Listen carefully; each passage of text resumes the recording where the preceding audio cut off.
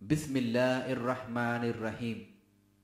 लफ्ज़ तरावी की वाहिद तरविया है जिसके मायने हैं आराम करना।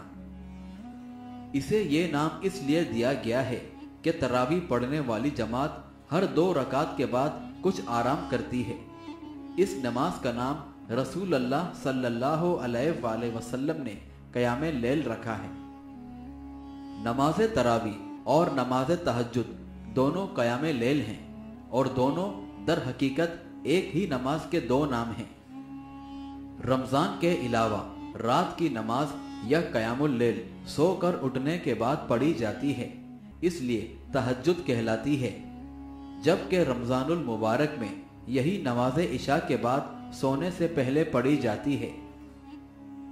रमज़ान की फजीलत की वजह से इसे कमज़ोर और कदरे बीमार सभी लोग पढ़ते हैं और 2 गाने लंबे हों तो कुछ देर बैठकर आराम करना पड़ता है, इसलिए उसे नमाज तरावी कहा जाता है और इसे क़याम रमज़ान की नमाज से भी मौसूम किया जाता है। रसूल अल्लाह सल्लल्लाहु अलैहि वसल्लम ने मस्जिद में बाजमात 3 रातें क़याम फरमाया था, लेकिन जब अंदाज़ा हुआ कि आपके पीछे तरावी पढ़ने वालों की तादाद बढ़ गई है और अल्लाह ताला को ये इबादत बहुत पसंद आई है, तो आपने इस नमाज को इस ख्याल से घर में अदा करना शुरू कर दिया कि कहीं ये मुसलमानों के लिए फ़र्ज ना हो जाए।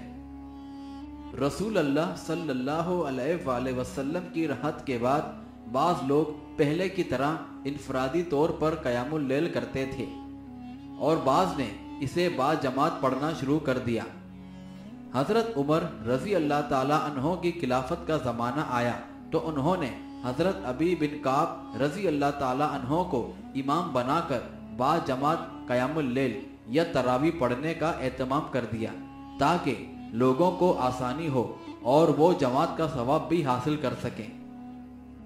रसूल अल्लाह सल्लल्लाहु अलैहि वसल्लम ने बाजमात तरावी पढ़ने की फजीलत बयान करते हुए फरमाया, जो शख्स इमाम के साथ नमाज पढ़ता है यहाँ तक कि वो इससे फारिग हो जाता है तो उसके लिए सारी रात का क़याम लिख दिया जाता है।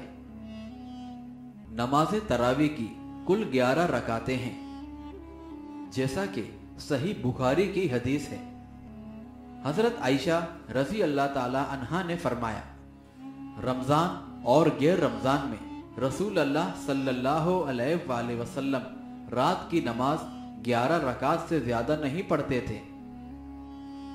बहरहाल माह रमज़ान में रात की नमाज की फजीलत बहुत ज़्यादा है, जैसा कि सही बुखारी की हदीस है।